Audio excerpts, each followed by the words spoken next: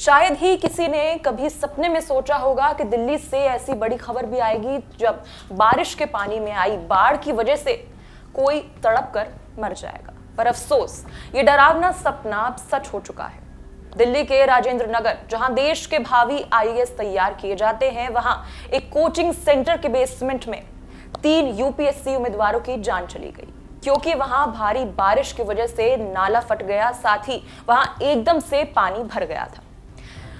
Delhi fire service, जहां से ये घटना घटी थी, वो एक बेसमेंट था जिसका इस्तेमाल एक लाइब्रेरी के रूप में हो रहा था। प्रारंभिक रिपोर्ट के अनुसार जब बेसमेंट में तेजी से पानी भरने लगता है तो लाइब्रेरी में लगभग 30 से 35 छात्र मौजूद थे। जैसे ही पानी का स्तर बढ़ा, छात्र बाढ़ से बचने के लिए मेज और कुर्सियों पर चढ़ने लगे, जिसके दबाव के कारण बेसमेंट के शीशे के पैनल टूट गए थे, जिससे बचाव बेहद मुश्किल हो गया था। इस दुर्घटना में 3 शव बरामद किए गए, जिसमें 2 लड़कियां थी और 1 लड़का।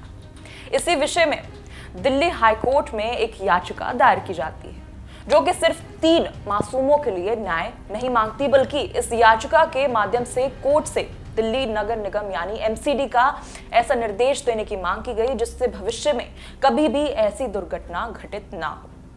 एक एनजीओ जिसका नाम हिंदू राष्ट्रीय प्रवासी मंच है, उन्होंने ये याचिका दिल्ली हाई कोर्ट के समक्ष पेश की और अपनी याचिका के माध्यम से कोर्ट से ऐसे निर्देश पारित करने की मांग की गई जिससे इस मामले में एक स्वतंत्र जांच की जा सके।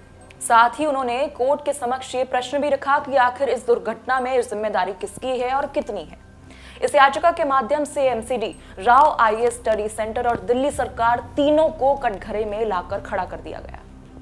इसके अलावा ये याचिका पीड़ितों के परिवारों को और घायलों को पर्याप्त मुआवजा प्रदान करने के लिए एमसीडी, दिल्ली सरकार और राव कोचिंग सेंटर को निर्देश देने की भी मांग की गई।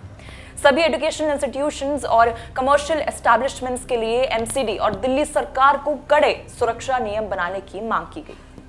दिल्ली उच्च न्यायालय में एनजीओ का प्रतिनिधित्व वरिष्ठ वकील डॉक्टर एपी सिंह करने वाले हैं।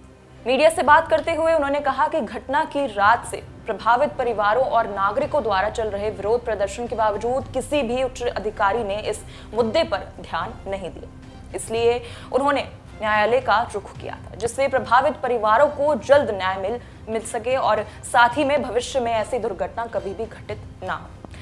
अभी फिलहाल इस वीडियो में सिर्फ इतना ही। और लीगल खबरों को जानने के लिए आप हमारे चैनल को सब्सक्राइब करें। धन्यवाद।